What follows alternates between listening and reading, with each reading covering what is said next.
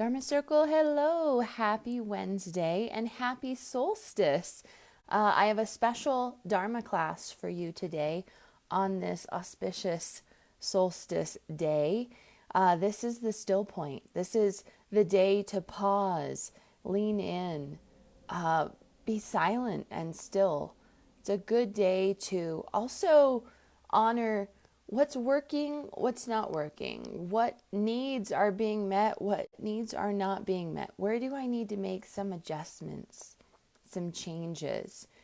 It's very much like a tipping point where we get to choose where we want to go and how we want to move forward from here. So it's a really good day to be inward and also maybe do some journaling or some questioning, some lingering in what do I need right now. This class today is for those of you experienced healers who are still not feeling nourished and well fed. Maybe there's something missing or lacking in your business and how you share your gifts and wisdom. And so the question about, is this a dharmic business? Do I really have a dharmic business? That's what we're going to tackle today. That's what I'm going to be sharing with you. There's a lot of misconceptions in the healing world and the spiritual world, especially the spiritual and healing business realms. This word spiritual business gets thrown around a lot. And that doesn't necessarily mean that you have a dharmic business. And so I wanted to share some real distinctions with you so that you can recognize maybe what's missing for you, or yes, I'm on track. No wonder it's feeling so aligned for me.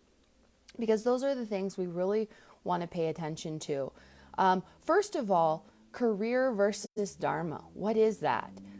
Because I hear a lot of people using this word career and they're misusing it.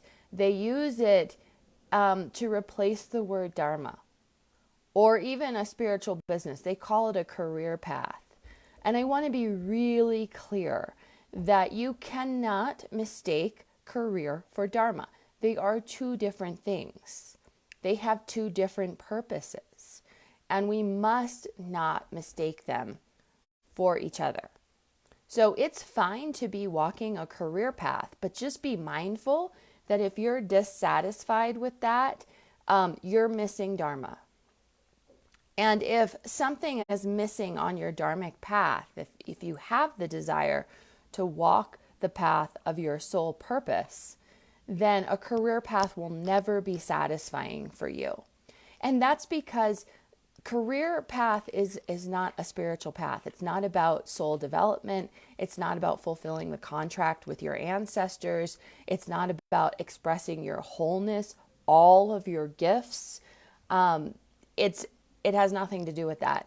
Quite frankly, career path is functional. So making money, paying the bills, making sure that your basic needs are met, and that's fine.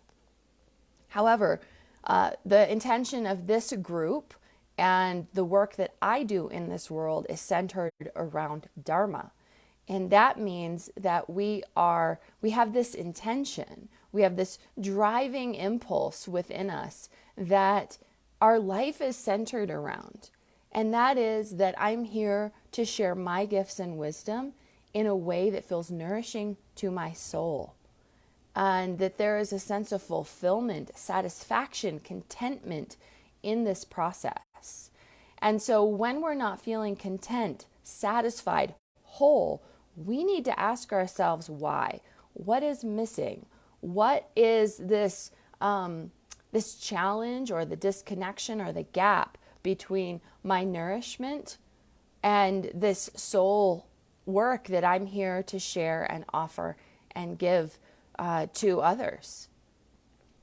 So don't mistake career with Dharma. They're two different things. Don't even interchange the words. They aren't the same thing. They aren't the same path. And when you use the word career, I just know you don't know what Dharma is, because They are completely different. And I see Dharma coaches even using the word career. And that lets me know that we're not in alignment. We don't have the same understanding of what Dharma is. Don't mistake the two, please. This group is specifically for Dharma, and everything that I share is for those of you who are committed to your soul purpose, sharing your spiritual gifts, your soul gifts, and wisdom in this world. So, how do we know if we're truly aligned with our Dharma, the purpose of our soul? And again, it comes back to wholeness, contentment, nourishment, satisfaction. Knowing what that feeling level is in your body is vital for this path, because this is actually a body-centered path, meaning that your body is dictating, how nourished do I feel? And based on that wisdom, you'll make adjustments. And that's where some of you are truly disconnected. If you can't hear the wisdom coming from your own body, you won't be able to make the adjustments along the way and restructure so that the offerings and your business model and everything that you're sharing, how you're sharing it, is in alignment with your body and your body wisdom. Some of you are able to hear your body wisdom, but you don't follow through. And that's a huge problem. So maybe you hear that there is malnourishment, but how do you make the adjustments in order to create space for, or a structure that is truly nourishing, supportive, and values you, your body needs, your gifts, and your wisdom? So being able to hear your body wisdom is the first step. What do I need? What's not working? Where do I make adjustments? But the follow through is essential. So you must be willing to do both. And this nourishment and satisfaction is the key ingredient for, am I on a dharmic path or not? Is there truly body and soul nourishment and contentment taking place? So if you want a dharmic business model, the reminder is that, of course, your body has to dictate, what do I need? What can I do? What is enough? What's not enough? That the business model itself needs to be structured around the wisdom and the insights of your body, as well as your wholeness. So again, this is a key distinction between any old spiritual business model and your dharmic business. Dharma is about your wholeness, expressing your wholeness. And that means that all parts of you come to the offering.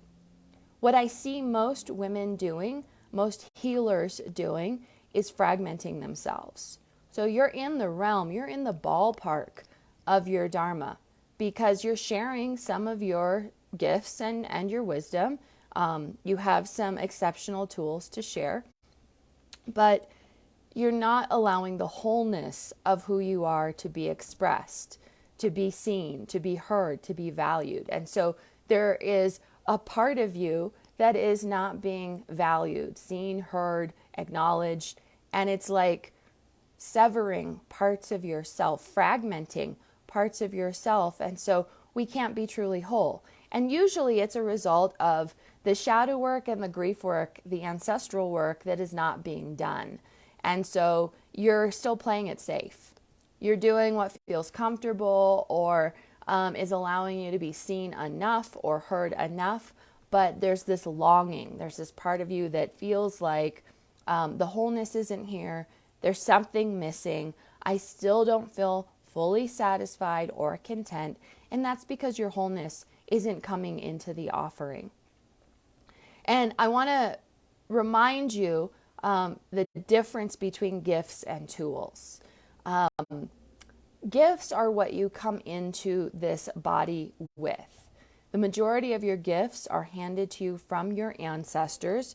They are epigenetic in the sense that they are embodied. They're in your body. They're in the lineage. They're in the ancestral body. Tools are something that you pick up along the way, that you gather on the path, that enhance your gifts, perhaps. But you must not mistake gifts and tools. And I see healers and spiritual, amazing human beings making this mistake all the time. And then you think you need more tools and more certifications and more training and blah. And it comes from this place of disconnection with your soul gifts. Your gifts you came in with, you will leave with. Your job is to trust your gifts. The contract you have with your ancestors is about trusting your gifts and your wisdom. Again, the majority of your gifts are ancestral, meaning they've been passed through the generations from body to body. The problem is, and this is what adharma is, these gifts have not been cultivated, they've not been honored, they've not been valued, they've been shut down. And so many of the gifts have been turned off. The seeds are here, but they haven't been allowed to sprout. They haven't been given the conditions to sprout and grow and thrive. And that's why you are here as a contract worker. You've been hired by the ancestors to restore Dharma in the lineage because it's been, there's been a disconnection for too long. And in order to restore balance and harmony in the lineage, the ancestors hire someone to restore that knowledge and wisdom, to help it grow, to awaken these gifts, and to restore balance for the Dharma of the lineage. So if you can hear me and you understand what I'm saying, if you identify as a contract worker, remember that these gifts are what you came in with. The ancestors are supporting you in reawakening these gifts, and you need to trust these gifts. Don't mistake them for tools. Tools are what you gather along the way. They will enhance the gifts. They might reawaken the gifts, but you need to trust what your gifts are. And this is actually about your wholeness. So making sure that all parts of you are seen, heard, valued, acknowledged, and that you trust your wholeness as well. And that must be the offering. That becomes the offering. And that's also who your ideal client is. Your ideal client is someone exactly like you, going through the same challenges, the same hardships, the same disconnections, grief, trauma, the shadow that is challenging them. And remember, you only need to be a couple steps ahead of your clients. So you don't have to have it all figured out. You don't need to be perfect, but you do need to be a couple steps ahead of your client, and you need to be absolutely fully aligned with what is my personal mythology, what are my gifts and wisdom, and how do I support others like me in enhancing this knowing within their own bodies. That is the marker of Dharma. And again, that's different than just any old spiritual business, or certainly, vastly different than any career path. So being a contract worker is something very special. And certainly in terms of wholeness, we want to reawaken and re-enliven these missing parts, or these seeds that haven't been cultivated in our own lineage.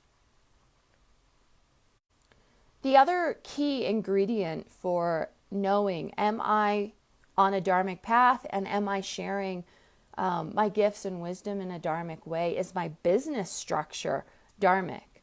And that is thriving versus survival.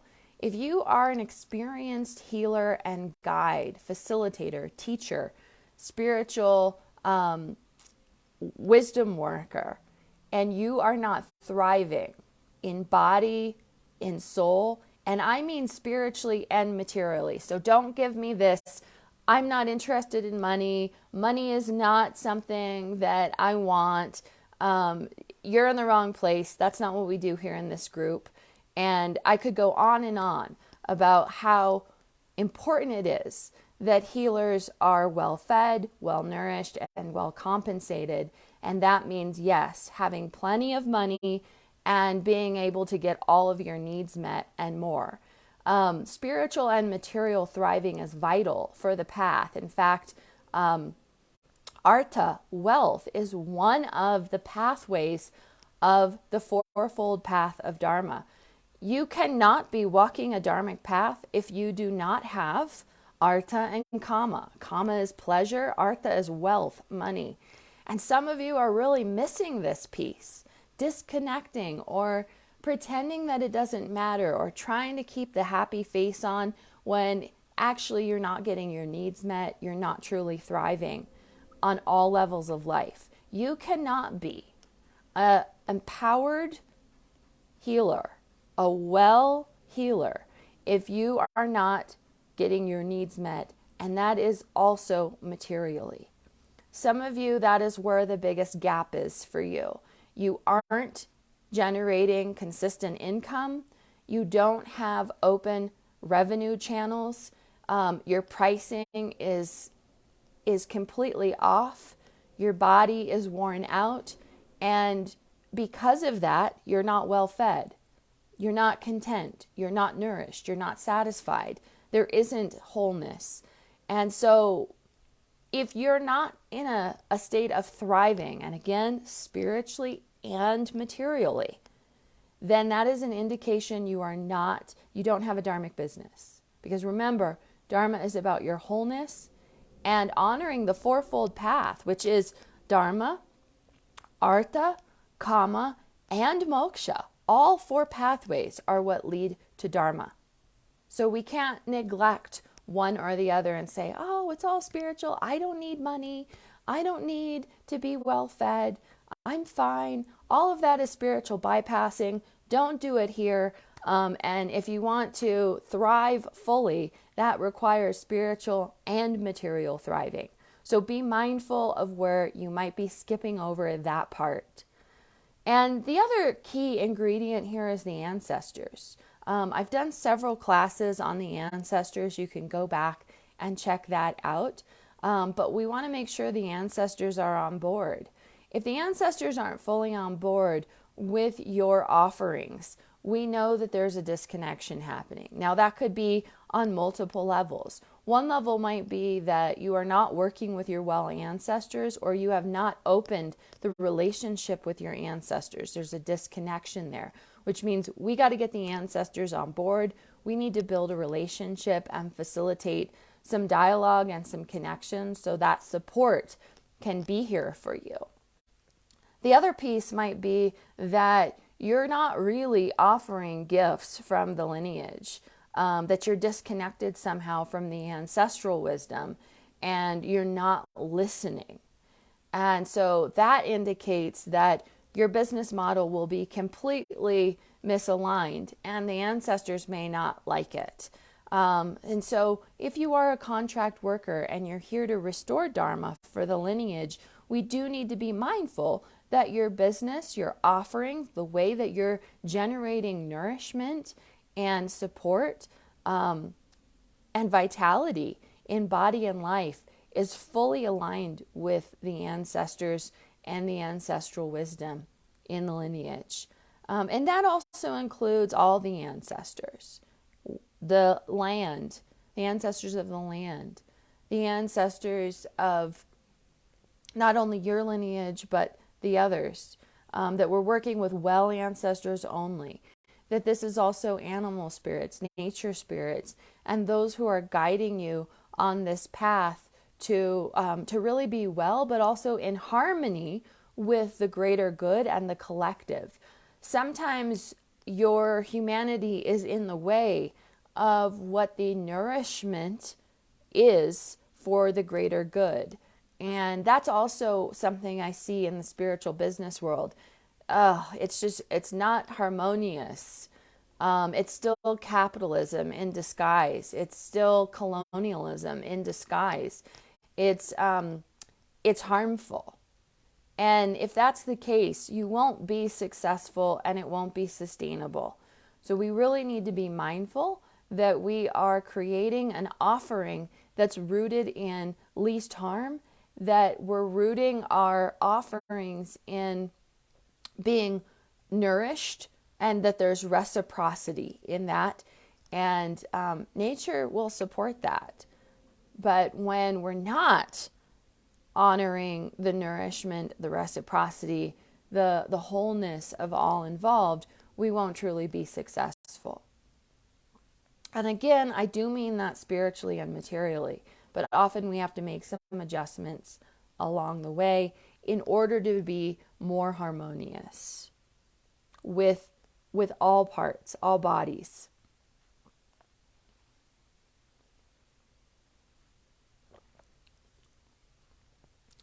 So the last reminder that I want to share, and I said this already, but this is the most important piece as I see it.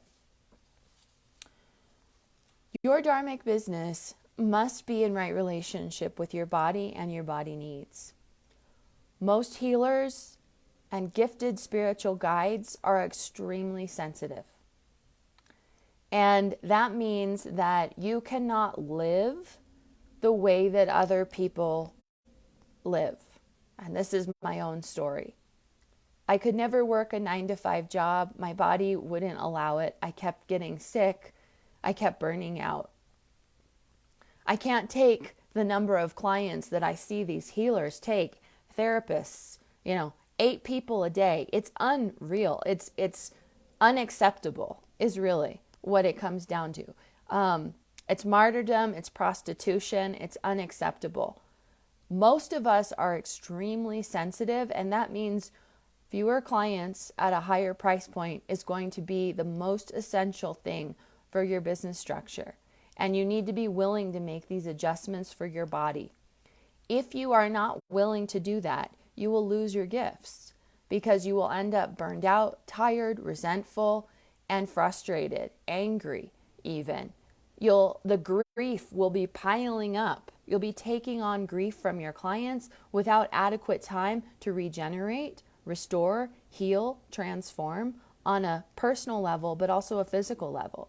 And, I say this a lot, but it's why therapists and hands-on healers, your days are numbered in terms of this model of business that you're working with. It's capitalistic, it's colonized, it's harmful. It's harmful to you and the client. It's unacceptable.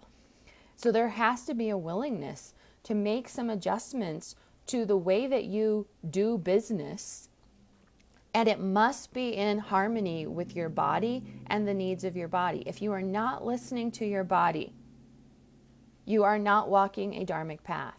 And that means if your business model is not in right relationship with your body as well, you're not offering a Dharmic business. It can't be a Dharmic business because your body has to be considered in this process. And that is the key distinction here that I invite you to really sit with. Is your business model truly honoring your body needs, the nourishment of your body, your own well-being? Because if it's harming you, it's actually harming your client as well. And that's not Dharma. So if this lands for you today and you are an experienced healer, guide, therapist, spiritual facilitator, wisdom worker, and you already know that something is lacking for you, that there's something really missing with your offerings, that your business model is not supporting your own well-being, that you are feeling malnourished, unsatisfied, discontent, then it's time for us to have a conversation. And I work with experienced healers and guides who are ready to restructure in order for the nourishment and the vitality to flow spiritually and materially, so that you can be well fed, and that you can be taking care of yourself, your own needs, growing spiritually in yourself, and that you're sharing from an overflowing cup. That it's the well of nourishment and vitality that you're sharing from, rather than sharing from an empty, dry cup that isn't getting her needs met. So type below in the comments, inner compass, if you would like more information, if you would like some clarity and some dharmic support for your body, for your business, so that you can thrive spiritually and materially in 2023. There's no reason to do another year where you are not thriving spiritually and materially. I have resources for you. I have tools for you. I have solutions for you. And again, if you're an experienced healer ready for nourishment and thriving this coming year, let's talk. So type inner compass below. I will follow up with you personally and we'll take the next steps so that you can get these resources and solutions. I'll look forward to having a clarity call with you and seeing what you need and how my solutions might be able to support you moving forward. Happy solstice, everyone. May the light return within you. And may you be fed by the light. Be well.